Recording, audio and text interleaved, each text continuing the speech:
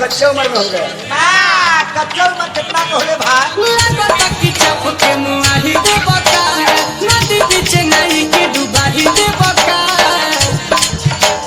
जब तो बनेगा लगता कि चप के मुआही दे बका नदी बीच नहीं के डुबाही दे बका कि तू तो दिल बारा कस गेहूं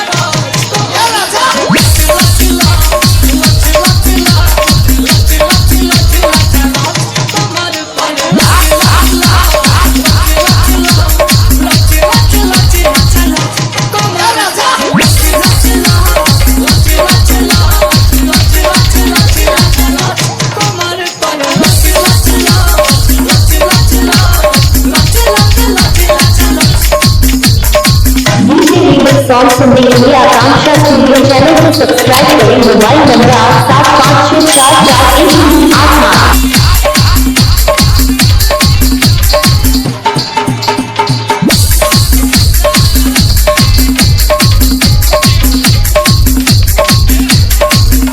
75644188।